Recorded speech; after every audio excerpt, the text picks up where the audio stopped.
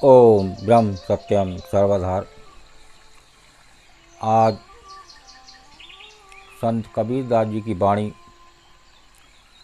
और बात होगी पतिव्रता पति को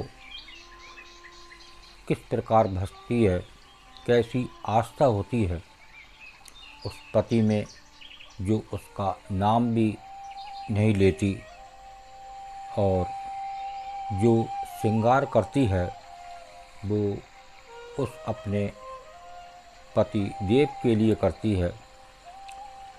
तो ऐसी आस्था अगर उस प्रभु में जुड़ जाए जो निज स्वरूप में, जो अपना निज स्वरूप है, उसको यहाँ पर खोजने की बात हो रही है। जिस प्रकार हर समय उस पति में ध्यान रहता है, पति में लगन रहती है, उसी प्रकार की लगन उस प्रभु में हो जाए तो निश्चित ही वो प्रभु मिलने में देर नहीं है। आइए श्रवण करते हैं कबीर वाणी। नाम न रटा तो क्या हुआ, नाम न रटा तो क्या हुआ, जो अंतर है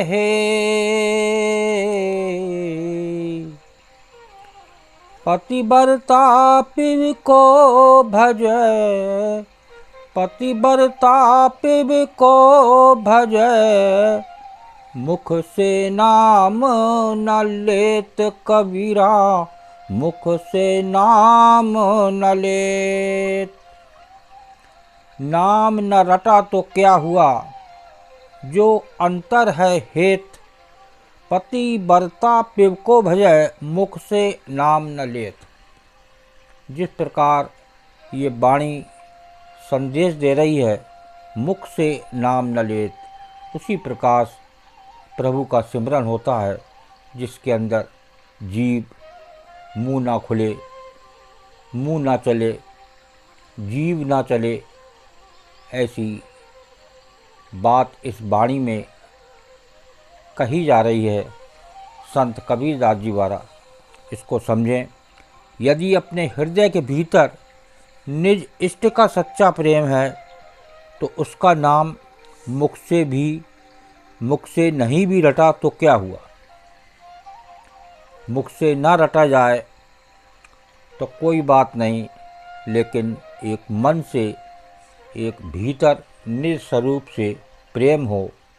जिस प्रकार एक पति से प्रेम होता है, हर समय ध्यान उस पति में रहता है, अर्थात कोई बात नहीं। जैसे पतिव्रता प्रेम पूर्वक अपने पति की सेवा, पूजा तथा सुमिरन करती है, परंतु मुख से कभी भी उसका नाम नहीं लेती।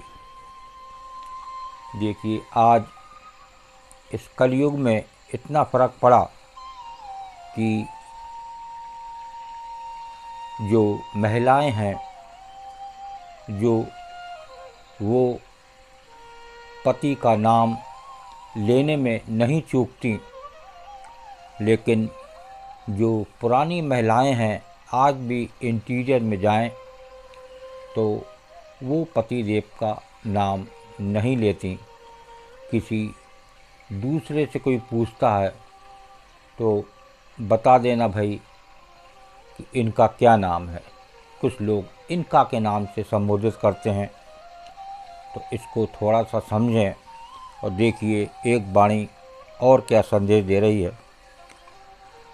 कबीर रेख सिंदूर अरो, काजर दिया न जाय,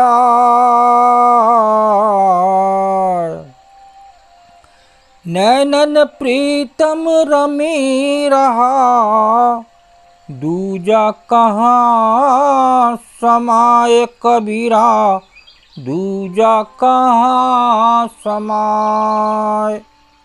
कबीर रेख सिंदूर और काजर दिया न जाए, नैनन प्रीतम रम रहा, दूजा कहाँ समाये। यहाँ कबीर साहब कह रहे हैं कि पतिव्रता के सिर में सिंदूर की रेखा और आँखों में काजल भी नहीं दिया जाता, या ना भी दिया जाए तो कोई बात नहीं, क्योंकि उसकी आँखों में तो उसका प्राणपति रमा हुआ है। ये ज़रूरी नहीं है कि आँखों में काजल दिया जाए, उसके नैनों में, उसकी आँखों में तो प्राणपति रमा हुआ, अर्थात उसी की लगन में वो उसे देखती रहती है। तो फिर दूसरा श्रृंगार आदि कहाँ सजाए, उसके लिए तो स्थान ही नहीं है। देखिए कितनी सुंदर बात संत कबीरदास जी बता रहे हैं। किसके लिए श्रृंगार करा जाए? जब वो मन में रमा हुआ है, हर पल उसकी याद, उसका ध्यान रहता है।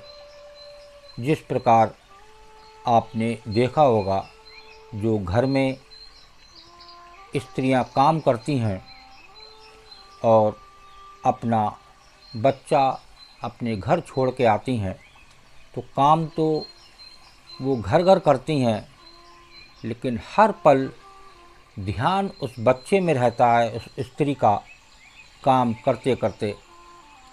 जब तक वो अपने बच्चे के पास नहीं पहुंच जाती, जब तक उसका ध्यान वहीं रमा रहता है। तो यहाँ उसी की बात संत कबीरदास जी कह रहे हैं कि अगर नैनों में काजल नहीं डाला कोई बात नहीं, क्योंकि आँखें तो हर पल उसी को देख रही हैं। ये नैना उसी पति देव में लगे हुए हैं। इसी प्रकार एक अंदर निज स्वरूप, जो मैं कौन हूँ, कहाँ से आया हूँ, उसकी याद हर पल बनी रहे। तो यहाँ एक पंथ दो काज आपके हो सकते हैं। वो पति को जो चलाने वाला है वो है प्रभु, उसकी याद मन में अगर हर पल बनी रहे तो उस प्रभु की याद में कोई समय नहीं लगता, और मन एक जैसे पति देव में ठहरता है, उस प्रकार एक खोजने में व्यतीत हो, तो निश्चित ही वो प्रभु हमारे दूर नहीं है। तो सतगुरु तो अंतर में पल पल करें पुकार, तू आज्ञाकारी होए के घट का पाठ उखाड़। वो प्रभु अंदर विराजमान है, बस उनका याद करने की, उनके सिमरन की ज़रूरत है। तो ये और एक अच्छी याद प्रभु में जुड़ सकती है। वो उस पति देव के द्वारा उसकी हर पल याद ही जरूरी है। ओम ब्रह्म सत्यम सर्वदा। दास की कबीर वाणी अच्छी लगी हो तो ज़रूर शेयर करें, ताकि और भी लोग जानें और एक पति देव के माध्यम से उस अपने निज स्वरूप को याद करें। तो ये ही एक असली खोज है।